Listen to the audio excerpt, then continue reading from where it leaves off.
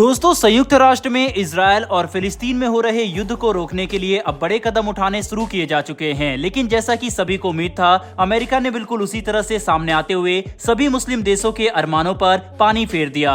साथ ही अमेरिका ने ब्राजील और रूस की मेहनत को भी मिट्टी में मिला दिया। इसके बारे में आगे हम बात करेंगे। वहीं पर हमारी आज की दूसरी खबर रूसी राष्ट्रपति व्लादिमीर पुतिन के चीन दौरे को लेकर है, जिसका अब एक काफी बड़ा एजेंडा नाकाम होता दिखाई दे रहा है। तो चलिए बिना समय गवाए स्टार्ट करते हैं इस वीडियो को और जानते हैं इन दोनों ही खबरों के बारे में डिटेल में। दरअसल दोस्तों, संयुक्त राष्ट्र में इजरायल और हमास के बीच हो रही लड़ाई को रोकने के लिए काफी सारे प्रयास किए जा रहे हैं। ये बात पूरी दुनिया जानती है कि इस युद्ध में इजरायल और गाजा दोनों के ही आम लोगों को काफी नुकसान हुआ है और मौत का आंकड़ा हजारों में है। इसीलिए जितना जल्दी हो सके मानवीय सहायता को पहुंचाना जरूरी हो गया है। लेकिन ऐसा सिर्फ तभी हो सकता है जब दोनों देशों के बीच में सीज फायर का ऐलान किया जाए, वरना अगर कोई मानवीय सहायता पहुंचाने गया तो वहां पर भी कैजुअलिटी की संभावना काफी ज्यादा होगी। ऐसे में संयुक्त राष्ट्र सुरक्षा परिषद में ब्राजील ने एक रेजोल्यूशन पास करने की कोशिश की, जिसके पास हो जाने पर सभी देश एक साथ मिलकर इजरायल और हमास दोनों को सीज फायर करने और युद्ध रोकने के लिए कहते।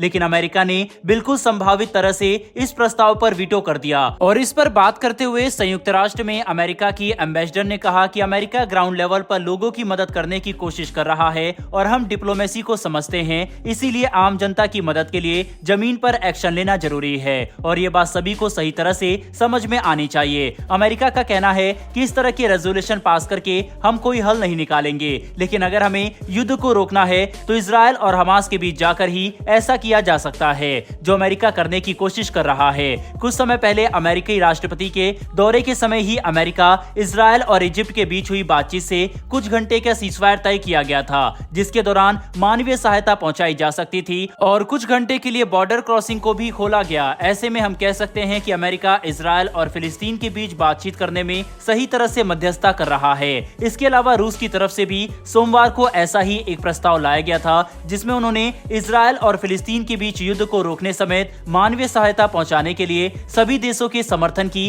डिमांड की थी, लेकिन इस पर भी वीटो कर दिया गया। बता दें कि ब्राजील द्वारा लाया गया ये प्रस्ताव भी खुद 2 बार डिले हो चुका है और अब अमेरिका ने इजरायल का साथ देते हुए इस प्रस्ताव को वीटो कर दिया। साफ है दोस्तों, अब इस युद्ध में अमेरिका पूरी तरह से कूद चुका है और इजरायल की हर तरह से सहायता कर रहा है। बहरहाल दोस्तों, बढ़ते हमारी दूसरी खबर की तरफ। ये खबर काफी ज्यादा इंटरेस्टिंग है और हमें इससे इस बात का भी पता चलता है कि कैसे व्लादिमीर पुतिन का चीन दौरा उतना भी सफल नहीं हुआ जितना वे सोचकर चीन पहुंचे थे।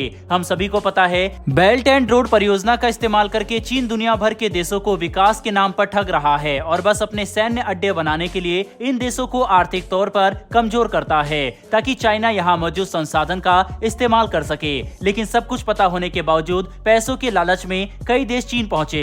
हालांकि हैरानी तो तब हुई जब भारत के G20 में आने से मना करने के बाद पुतिन BRI की मीटिंग के लिए चीन पहुंच गए। सभी को लगा था कि जब पुतिन चीन में है तो जरूर कोई ना कोई बड़ी बात होगी और कई बड़े प्रोजेक्ट को अप्रूव किया जाएगा। लेकिन ऐसा लगता है कि ये सब होने के बजाय अब चीन भी रूस का साथ छोड़ रहा है। दरअसल रूस चाहता है कि चीन तक एक काफी बड़ा पाइपलाइन बनाया जाए, जिसे साइबेरिया 2 पाइपलाइन के नाम से जाना जाता है। अगर ये पाइपलाइन बन गई तो रूस अपने साइबेरिया से चीन तक सीधे क्रूड ऑयल ट्रांसफर कर सकेगा और ये कई बिलियन डॉलर का रेवेन्यू जनरेट करेगा। लेकिन रिपोर्ट के मुताबिक चीन और रूस के बीच में इस पाइपलाइन को लेकर अभी तक जरा भी सहमति नहीं बन पाई है। रूस चीन के साथ चाहे कितनी ही बातचीत कर रहा है, लेकिन चीन की तरफ से अपने लिए फेवरेबल टर्म लाने पर रूस नाकाम है और यही वजह है कि साइबेरिया 2 पाइपलाइन की डील आगे ही नहीं बढ़ पा रही। इसके पीछे बड़ी वजह तो यह है कि चीन अपनी क्रूड ऑयल की जरूरत पूरा करने के लिए कई अलग अलग देश पर निर्भर करता है और अपने कॉन्ट्रैक्ट किसी एक देश को नहीं देना चाहता। वहीं अगर एक बार साइबेरिया 2 पाइपलाइन सक्रिय हो गई तो इसे हमेशा एक्टिव रखने के लिए कई बिलियन डॉलर का क्रूड ऑयल खरीदना पड़ेगा और तब चीन को भी रूस पर निर्भर होना पड़ेगा, जो चीन नहीं चाहता, ताकि अगर कल को सप्लाई चेन में किसी भी तरह की परेशानी आई तो चीन की अर्थव्यवस्था ज्यादा